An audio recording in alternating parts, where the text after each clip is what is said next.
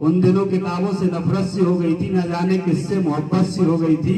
और एक न एक दिन मुझे जुर्म कबूल करना पड़ा, जब अपनों को मुझसे शिकायत सी हो गई थी।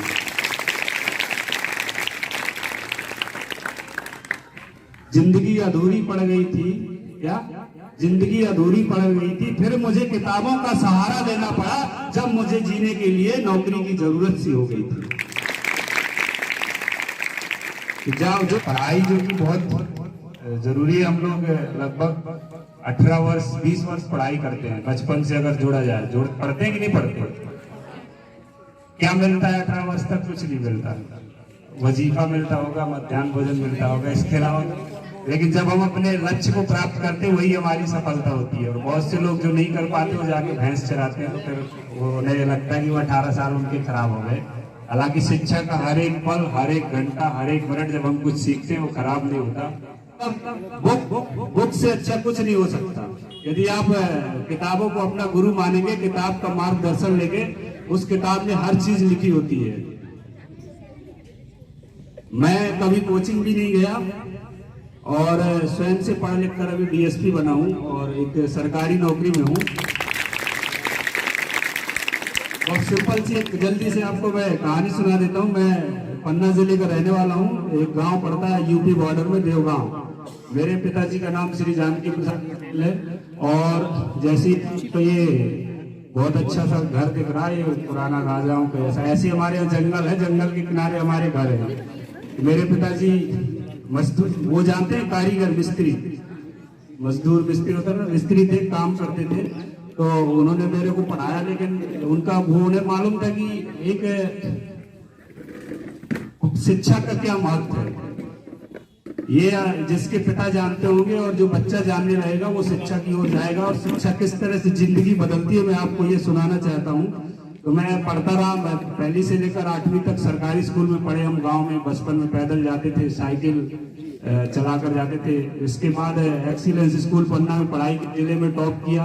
तो बड़ा अच्छा लगता, जब मैंने टॉप किया तो मेरे को एक ट्रॉफी मिली गोल्डन कलर की। तो पूरे गांव में सभी जगह फैल गया कि बोले सोने की ट्रॉफी मिली, सोने की सीढ़ मिली इनको। पूरे गांव वाले देखने आए, तो एक हौसला अफजाई हुई, अच्छा लगा। और फिर पढ़ते रहे। 12वीं मैंने मैथ से की। जो अभी प्रवीण बता रहे थे कि ये पता नहीं होता कि हम आगे क्या करेंगे, तो सही में हमें भी नहीं पता था।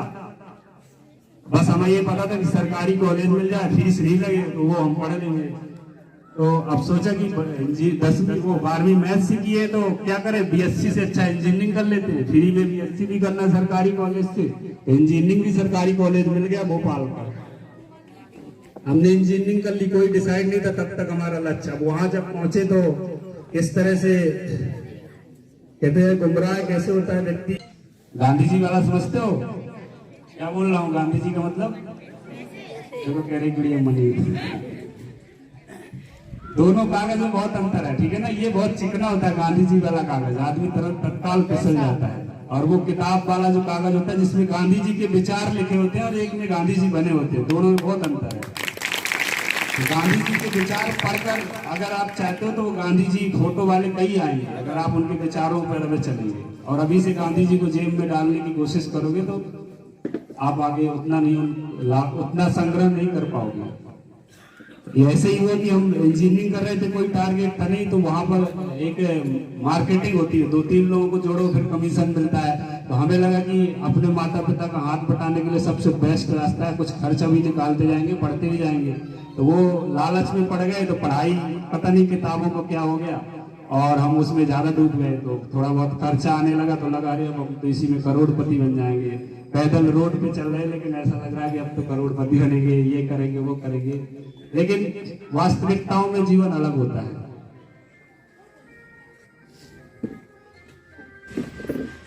मैंने उस समय लिखा था कि उन दिनों किताबों से नफरत सी हो गई थी, ना जाने किससे मोहब्बत सी हो गई थी। उन दिनों किताबों से नफरत सी हो गई थी, ना जाने किससे मोहब्बत सी हो गई थी। और एक न एक दिन मुझे जुर्म कबूल करना पड़ा, जब अपनों को मुझसे शिकायत सी हो गई थी। जिंदगी अधूरी पड़ गई थी, क्या जिंदगी अधूरी पड़ गई थी, फिर मुझे किताबों का सहारा लेना पड़ा, जब मुझे जीने के लिए नौकरी की जरूरत सी हो गई थी। जाओ, जो बच्ची ने बोला कि आप किस लिए पढ़ रहे हो, आप टारगेट ले लो ना। अगर आपको अगर नौकरी के लिए पढ़ना तो आप उस पर केंद्रित होकर पढ़ेंगे। फिर मैंने इंजीनियरिंग तो कंप्लीट हो गई, घसीटा वाली 3 तरह की वो पढ़ाई होती है। एक पहली तरह की पढ़ाई होती है रटंतु पढ़ाई। रटंतु मतलब जो कुछ अच्छा जम के रट लेते हैं, परीक्षा में लिखाते हैं, बड़ी अच्छे मार्क्स ले आते हैं, मार्कशीट बन जाती है। दूसरी पढ़ाई होती है फसंतु। अब ये फसंतु पढ़ाई क्या होती है, वो ऐसे होते हैं, वो पीछे 1-2 बैठे होंगे, वो युगबोध परीक्षा ले लेते हैं, परीक्षा के समय 10 क्वेश्चन पढ़ लेते हैं, वो यही फंसेंगे, इन्हीं को पढ़ना और कुछ नहीं पढ़ना, फेल भी हो जाते हैं, पास भी हो जाते हैं। और तीसरी होती है हसंतु पढ़ाई। वो ऐसी होती है जो आप गहन अध्ययन करते हैं, और गहन अध्ययन के बाद जब आपका जीवन परिपक्व होता है तो आपकी कामयाबी को देखकर आपके घर वाले भी हंसते हैं, मुस्कुराते हैं, और आपके दोस्त भी बोलते हैं पढ़ना है तो यार इसके जैसे पढ़ाई करो।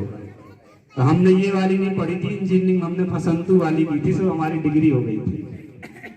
अब बाद में जब हमें लगा कि हम नौकरी की जरूरत है तो फिर वो बिजनेस जो हम कर रहे थे उसको छोड़ा, फिर पढ़ाई की, फिर वापस किताबों के पास आए। और मैं जो ने बताया था मैंने शुरू में कि किताब कभी गुमराह नहीं करी, फिर हमने किताब के अलावा किसी का सहारा नहीं लिया। और आज के समय में मोबाइल तो सभी लोग यूज करते होंगे, करते कि नहीं करते? कितने लोग मोबाइल चला लेते हैं? हाथ उठाना, वो मत उठाना जो इंस्टाग्राम में रील बनाने के लिए चलाते हैं। इसके अलावा तो मतलब सब इंस्टाग्राम में रील बनाते हो ना, मोबाइल चला लेते हो ना, उसमें हर एक नॉलेज है। आप देखोगे मैं मोबाइल में डेली MPPSC की वेबसाइट विजिट करता था। जब मैंने तैयारी करना शुरू कर दी, जब मैंने टारगेट बना लिया कि मुझे लाल बत्ती वाली नौकरी चाहिए, मेरा फेसबुक में फोटो देखोगे लगभग 5-6 इंच की दाढ़ी हो गई थी। मैंने कसम खा रखी थी कि जब तक मुझे लाल बत्ती वाली नौकरी नहीं मिलेगी तब तक मैं दाढ़ी नहीं बनाऊंगा, और सिर्फ पढ़ूंगा पढ़ूंगा और सिर्फ पढ़ूंगा। तो ये जब आप संकल्प लेते हैं और आप तैयारी करते हैं तो आपको कामयाबी मिलती है। और वो आपने शाहरुख खान का डायलॉग सुना होगा ना, जब आप बड़ी शिद्दत से किसी को चाहने लगते हैं तो सारी कायनात मिलाने में लग जाती है। आप जब अपने लक्ष्य को केंद्रित होकर मेहनत करते हैं तो सारी परिस्थितियां आपके पक्ष में बन जाती है और आप बहुत अच्छा परफॉर्म करते हैं। वही हुआ कि मैंने पढ़ाई की, सिर्फ 15 महीने की पढ़ाई के बाद मेरा सीधे सिलेक्शन हुआ था DSP में, और आज ठीक ठाक है, बढ़िया अच्छी वेतन मिल जाती है, और बताऊंगा नहीं कितने रुपए मिलती है।